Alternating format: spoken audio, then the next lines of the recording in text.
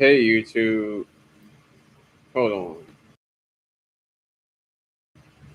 Hey YouTube, hopefully y'all can hear me because I did just take the earphones out. So I'm hoping, and praying that y'all can hear me. Every word I say in this video because I know I'll be putting different earphones in and sometimes the microphones be blowing out or whatever. So I'm really hoping that y'all can hear every word I say in this video so I ain't gotta do it all over again. And then this be another video. Then this be another one of those books that I can't finish reading. I'm gonna have to delete all the videos because some videos you hear me and some videos you don't.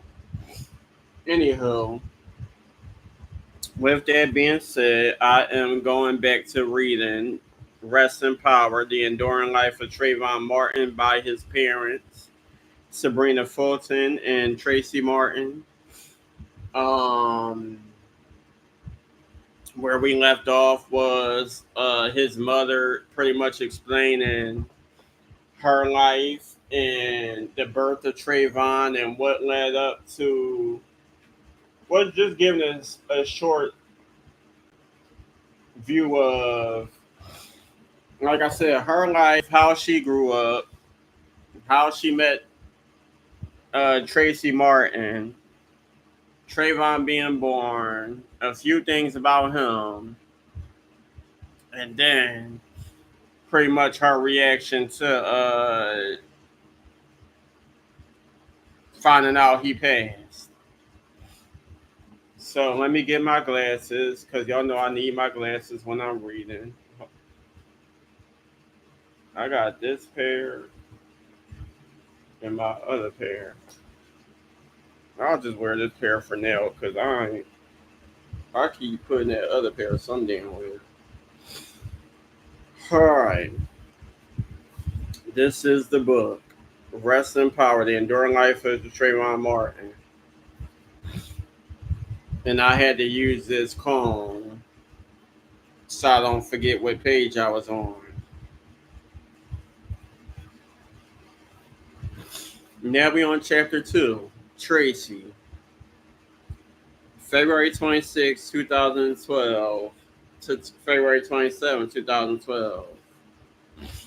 Let me turn the light on this. Hold on. I'm going to try my best to read it without the light because it is light outside. Sometimes I still see him running across the public park football field. His shoulder pads too big for his slim frame, but his spirit large enough to make up the difference.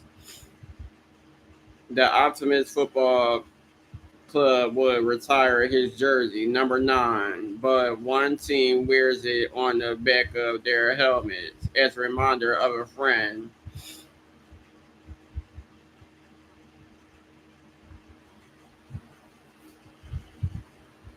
And teammate they lost. I still go to that field all the time. I run the Optimist football program as a volunteer. And while I know it's not my son, I see Trayvon running across that field again.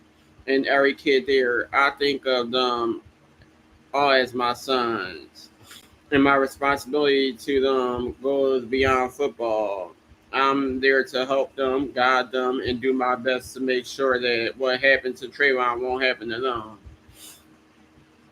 I apologize, y'all. I got the fan running as well, so that's probably the noise y'all hear. If y'all hear anything other than my voice,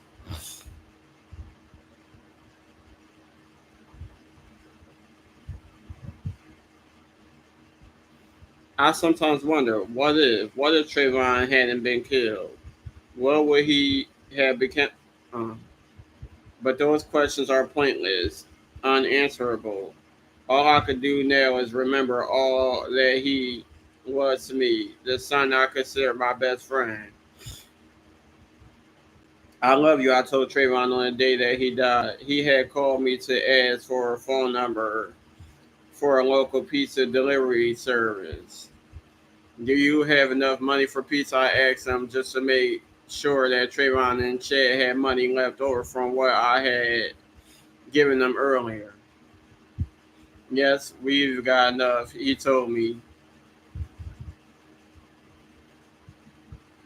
I love you, Trey. I remember saying, I always made it in my business to tell my kids or my significant other, hey, I love you whenever we're going to be apart. It gives me some comfort to know that the last words I said to him before he died were, I love you. And that his last words to me were, Dad, I love you too.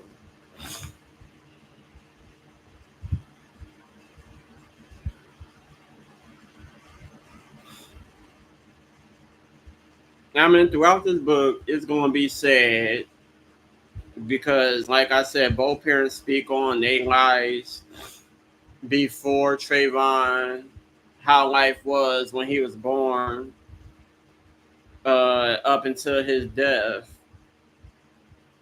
and then all the things they had to do after his death, and how life was around that time,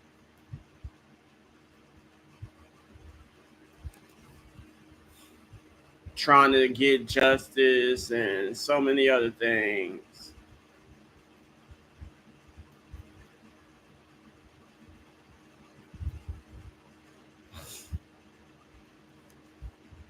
Hold on, y'all, because I stay trying to multitask, doing a whole bunch of other stuff.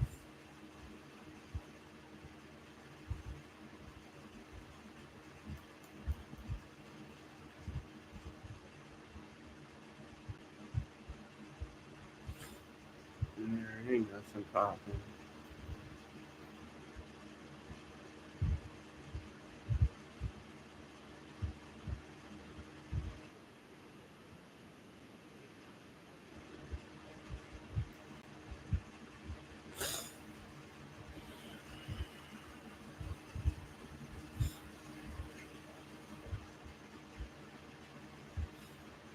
I was born in Miami but raised in East St. Louis, Illinois. The Mississippi River separates East St. Louis, Illinois from St. Louis, Missouri.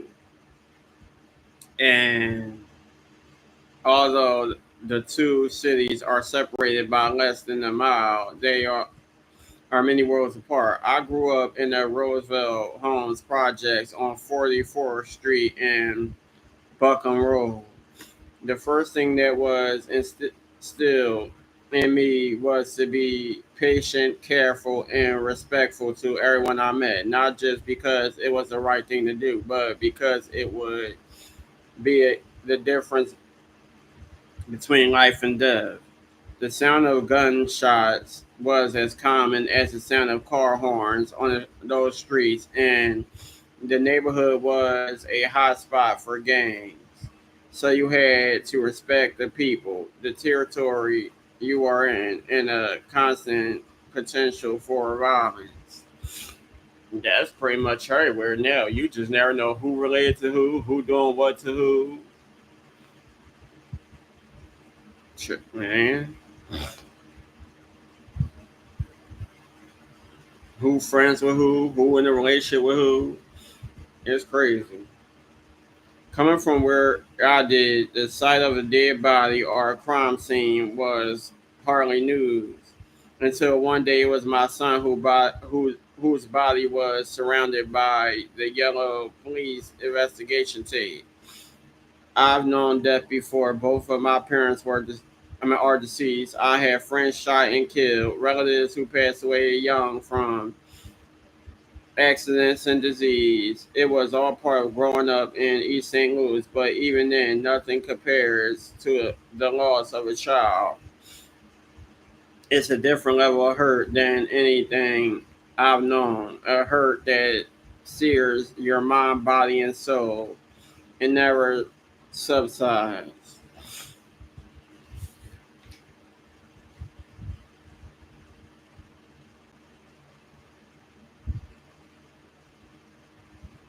This is a lot of reading. I ain't never gonna lie. Trying to get through all these pages in each chapter.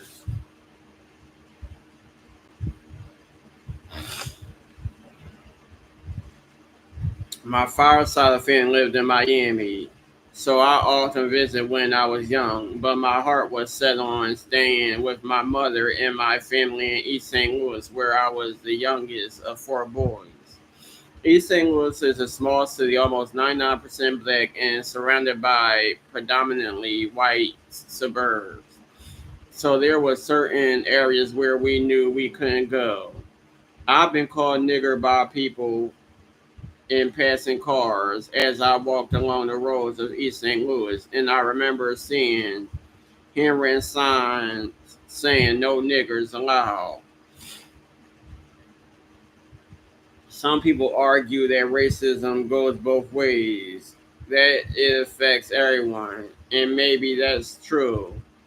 However, African Americans are more often on the receiving end of it, and black boys catch the majority of it as hell. When I became a parent, I would tell my sons, "Hey, racism is alive and well, and you had to watch out for it all of the time." While the subject of racism is a conversation that America struggles to have, we as African Americans have to have the conversation all the time. My mother always advised her kids, if you see somebody coming at you with any kind of racism, run. I remember, hold on. Um,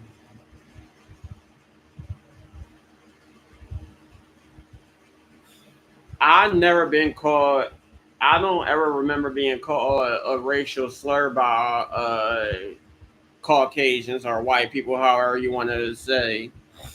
But I did give racist vibes multiple times in my life, even being like a late '92 baby. Um, People at schools I went to, um, different neighborhoods I either lived in or been around. Going to Delaware, I felt like some people seemed a bit racist, even though I felt comfortable regardless. I got some vibes where people show different signs and ways of being racist and not like an African Americans.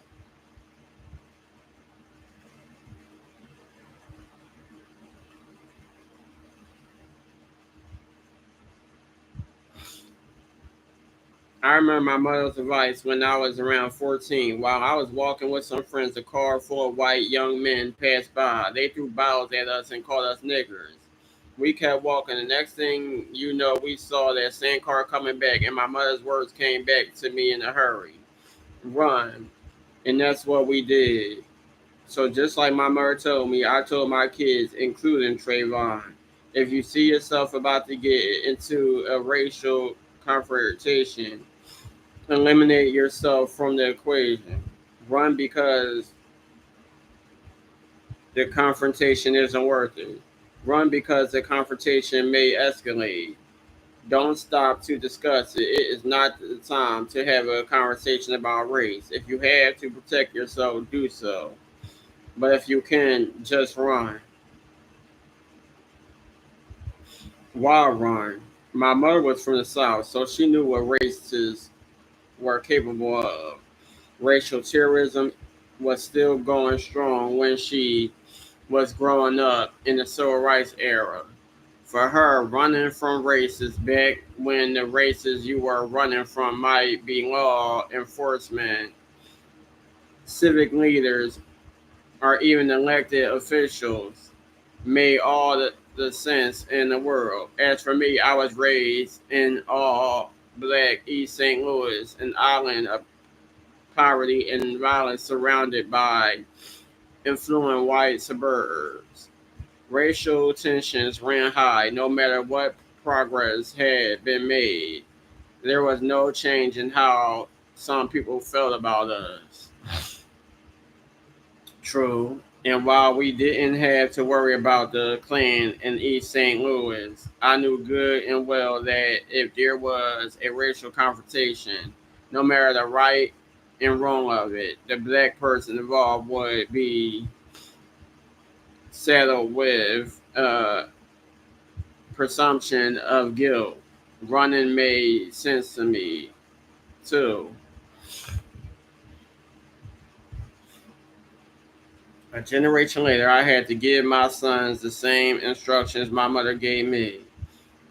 Progress is sometimes hard to find, and it was better for them to be aware. Oh shit. I'm gonna have to finish this a little bit later.